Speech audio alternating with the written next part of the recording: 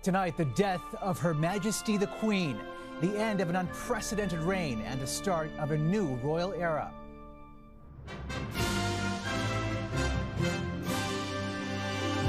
Mourning Britain's longest-serving monarch. It's just a sad day. Just a very, very sad day. Her extraordinary life and legacy. Grief and gratitude across the country. She was one of my favorite people in the world. A connection felt far and wide. She's been part of my life, my whole life. Plus, the road ahead for the royal family. God save the King. Roles redefined as King Charles takes the throne.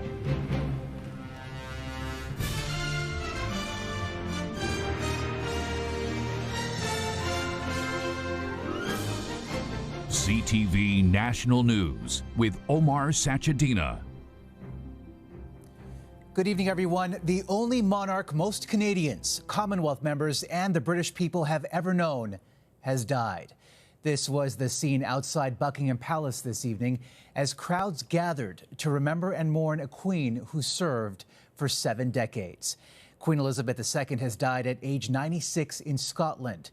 Her oldest son automatically took over, becoming King Charles III and Canada's new head of state. Our coverage begins with CTV's chief international correspondent Paul Workman at Buckingham Palace tonight. Paul. Omar, tonight this country is grieving over its loss as people showed their profound respect, their deep admiration, and broke into song for their beloved queen. Happy and glorious, a tribute as spontaneous and off-key as it was heartfelt.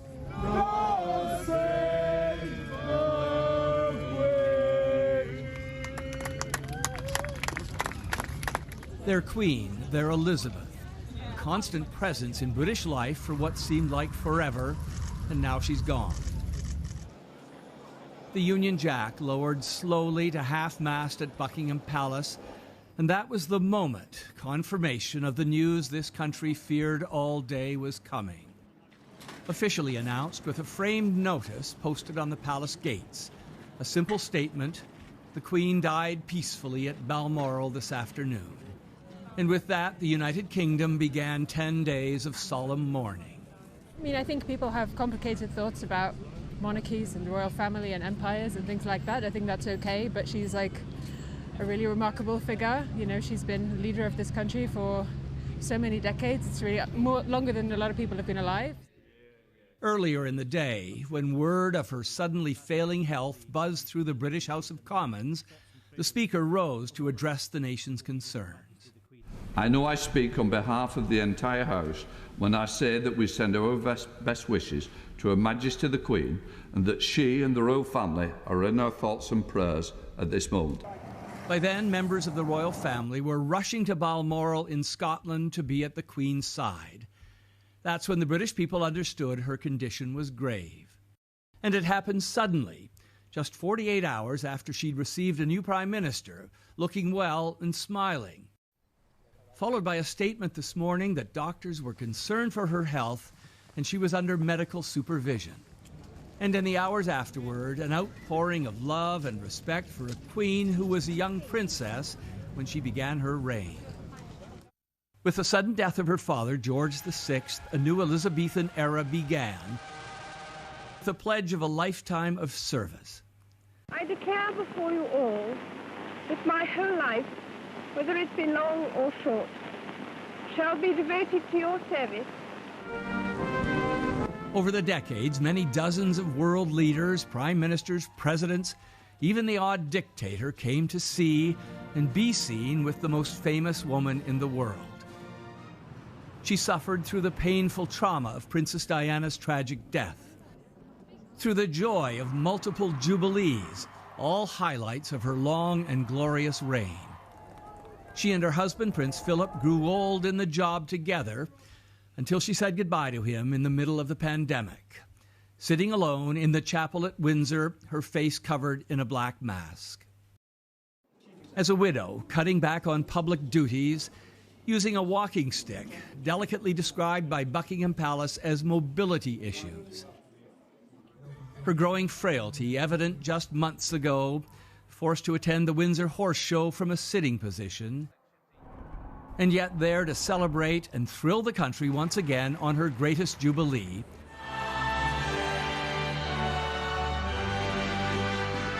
Platinum, reaching the exceptional milestone of 70 years on the throne. Tonight, the Queen's closest family members are with her together in Scotland. Her grandson Harry was the last to arrive, probably too late to be at her bedside. Now begins 10 days of mourning with a lying in state and a grand funeral at Westminster Abbey. Omar. Paul Workman outside Buckingham Palace tonight. The carefully choreographed plan for what happens after the Queen's death has been constantly updated. What's known as Operation London Bridge has now swung into action, but so has Operation Unicorn, which was created in the event the Queen died in Scotland. The plan will see a number of solemn events take place over at least the next 10 days, ending with a funeral, as we mentioned, at Westminster Abbey. Here's CTV's Danielle Hamamjian on the tremendous sense of loss. Most of those who gathered at the gates of Buckingham Palace this evening weren't alive when Princess Elizabeth became their queen. Yet here they are, marking a moment in history. Among them, London's black cabs who line the road leading to her London home. She's the only constant we've all had in our lives. I just want to show me respect. There is the institution, support for which is dwindling. And then there was the head of that institution, support for whom was remarkably high until the very end.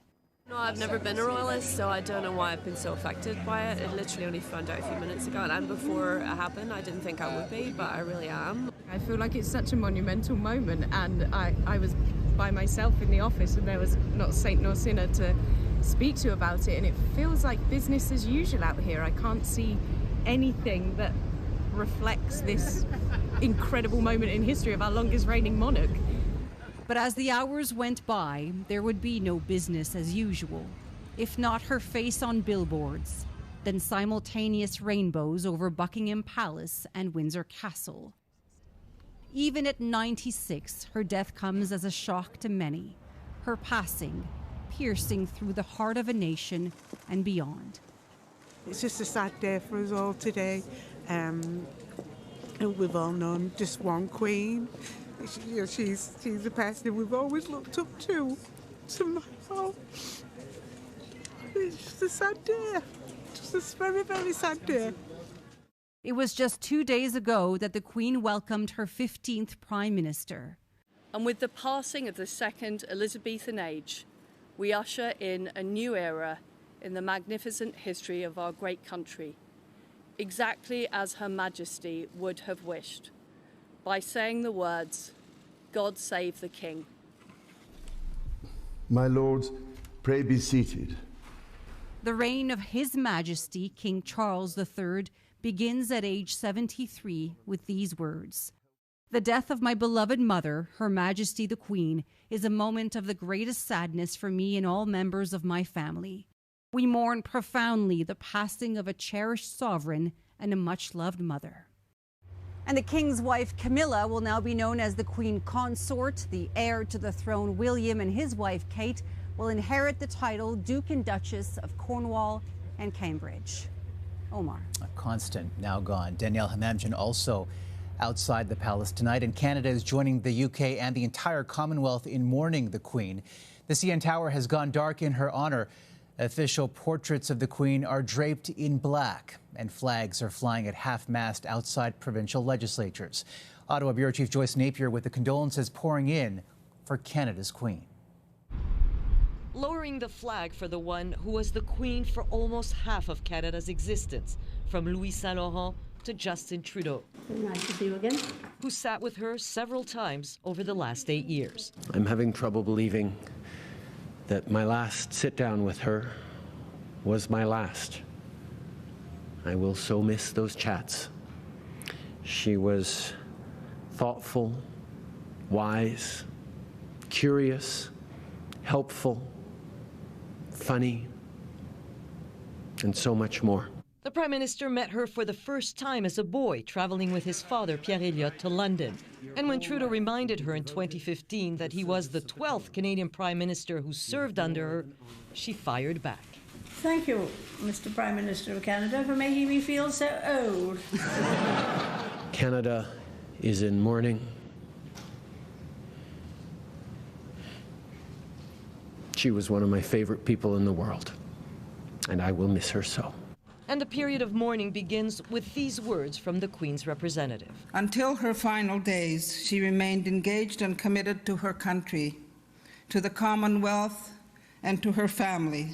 When the news broke that the Queen had died at Balmoral, people started slowly gathering at Rideau Hall. We will always remember where we were on the day the Queen died. Aren't we fortunate to have a monarch for all that long, that constant? And others dropped off flowers at the British High Commission in Ottawa. We're going through a lot of turmoil as not just a nation, but as Commonwealth and beyond. She's always been there, and she has lived through so much history that it's like she's sort of transcended the monarchy and has just become one of the most important people on earth, period. She was a fantastic monarch.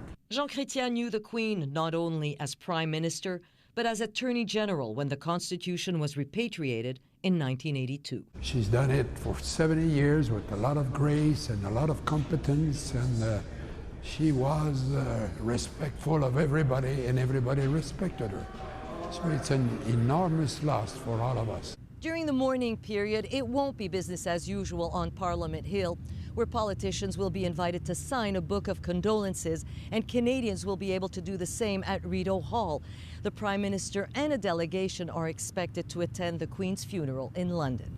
Omar? Along with leaders from around the world, Joyce Napier in Ottawa tonight.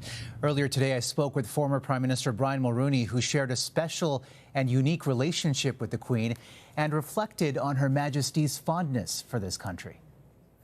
Well, we may not know of her profound attachment to Canada, which was, in my judgment, best illustrated by an anecdote that I was aware of and President Reagan told me about. She was visiting California and had dinner with him, and he said to her something to the effect of, "Your Majesty, where are you going tomorrow? What do you do tomorrow?" She said, "Tomorrow, Mr. President, I'm going home to Canada." And that's the way she felt about the country. We were her second home in every which way. Look at the number of trips that she made here and the nonstop support of the country. She loved the country, she loved the people, and her conduct spoke very generously of that. And touring this country more than any other. Now at 73, Charles is the oldest British royal to assume the throne. The new order of succession is much younger. Next in line is 40-year-old Prince William, his eldest son. Then it's his children, Prince George, Princess Charlotte, and Prince Louis. Prince Harry is fifth in line, and his two children, Archie and Lilibet, come next. CTV's Adrian Gobriel on the changes and the challenges for King Charles. The longest-serving Prince of Wales in history, King Charles III, now holds the crown, and with it comes a world of expectations. Unifying his country, unifying the Commonwealth, unifying Canada. Matthew Rowe has spent meaningful time with King Charles while working for His Majesty's charities here in Canada. He's been here for a lot of kind of key moments over the years and has gotten to see, as I say, the diversity of our country in a way that few Canadians have. King Charles first visited Canada as prince in July 1970. Most recently, he visited Yellowknife while he acknowledged the horrors residential school survivors have endured, but stopped short of issuing an apology for the monarchy's role in colonization. It has been deeply moving to have met survivors of residential schools. While some of King Charles' previous charitable work has focused on Indigenous causes in Canada, reconciliation leaders are calling his track record spotty. I would like King Charles III to mention the United Nations Declaration of the Rights of Indigenous People early. In a sign of just how long he's been the king in waiting, he's been the guest of Pierre Elliott Trudeau. And royal watchers are quick to point out his past is tied to how he'll be received now and in the future. We remember Princess Diana questioning Prince Charles's ability to lead. A royal tradition is to plant an oak tree in Canadian soil to mark each visit. While the Commonwealth has been uprooted elsewhere, those who've held court with King Charles believe his unique qualities will soon grow across the country. When you look at his track record, he's the exact sort of man that you would want as king, very deeply connected to the issues that affect modern Canada and Canadians. The passing of Queen Elizabeth II is more than a modification of the monarchy. Many believe her legacy leaves far too high of a bar for King Charles to ever reach. Omar? All right, Adrian, thank you. One of the Queen's final acts was sending condolences following the rampage in Saskatchewan. Coming up. These acts of violence have to stop. The urgent plea from a traumatized First Nation. Plus, highlights from the Queen's many visits to Canada.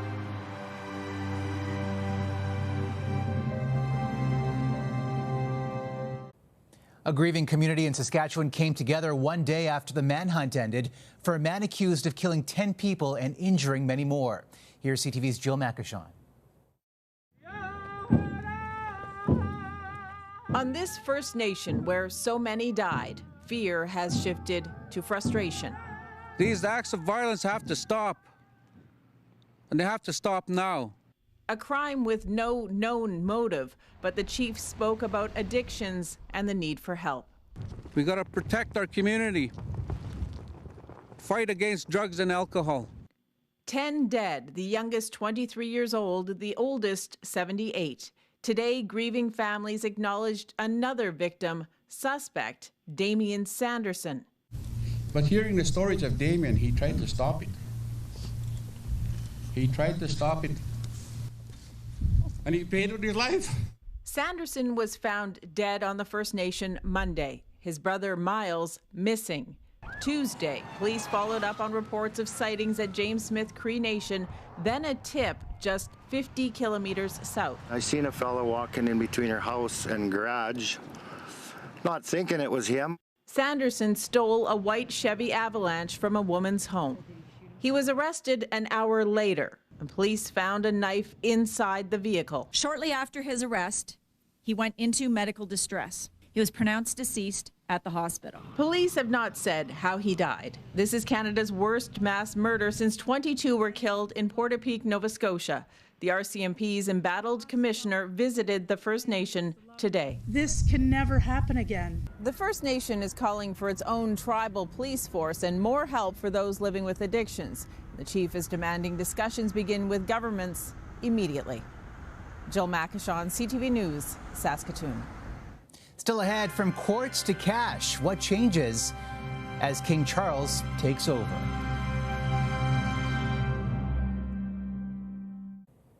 The Queen's global influence can't be overstated, and today there were tributes from allies and adversaries alike. Vladimir Putin said the Queen, quote, rightfully enjoyed love and respect among her subjects and authority on the world stage, while Ukrainian President Volodymyr Zelensky called her passing an irreparable loss. U.S. President Joe Biden described her as a stateswoman of unmatched dignity. Please join in a moment of silence in the memory of Queen Elizabeth. And before tonight's NFL season opener between the Buffalo Bills and Los Angeles Rams, a moment of silence to reflect on Her Majesty's reign. Queen Elizabeth II has been ingrained in Canada's public life for generations, and her death ushers a few changes right away. The Court of Queen's Bench in Manitoba and Saskatchewan immediately becomes the Court of King's Bench.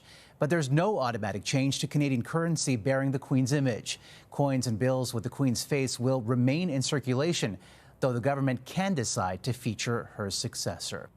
And although the Queen's will and testament will determine who inherits her beloved corgis, it's assumed it will be King Charles who is expected to move into Buckingham Palace, where the corgis are said to have their own special room. They're currently being cared for by palace staff. The Queen, an animal lover, leaves behind 4 dogs in all and more than 100 horses. After the break, memories of a special relationship. We take you on a journey through the Queen's many visits to this country.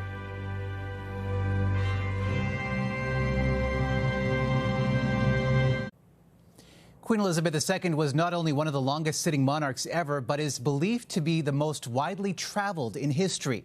During her 70-year reign, the Queen toured 117 countries, making the most trips to Canada, with 22 official royal tours. CTV's John Venevali Rao on her travel inside a country she called her second home. When it comes to the Queen and her many visits, one of the most memorable, fun-loving moments was in 2002, walking out towards center ice in Vancouver with Wayne Gretzky, about to drop the ceremonial puck at an NHL game, and everyone so very thrilled to see it. God save the Queen. Still carrying her handbag, she let the puck fall to the roar of the crowd and seemed quite pleased with it all. Of course, the Queen was used to being cheered in Canada even before she took to the throne. The royal couple get their first heartwarming welcome. In 1951, then Princess Elizabeth made her first visit.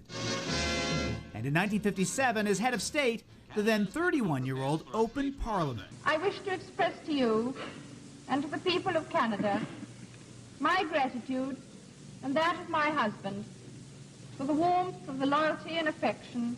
She came for so many of this nation's major milestones: the opening of the St. Lawrence Seaway, Expo 67, and the start of the 76 Olympics in Montreal. And in 1982, as sovereign, she again traveled to Parliament Hill to sign the proclamation repatriating the Constitution. There could be no better moment for me, as Queen of Canada, to declare again my unbounded confidence in the future of this wonderful country. A decade later, she attended the Commonwealth Games in Victoria, and during her very last visit in 2010, toured BlackBerry maker Research in Motion while trying out 3D glasses at a Toronto film studio. And as it was from the first moment she set foot in Canada, on her last day in this country, our feelings for the Queen couldn't have been made more clear. John Venevali Rao, CTV News, Toronto. Remarkable woman. And that is a snapshot of this historic day we will all remember. For all of us at CTV National News, thank you for joining us, and good night.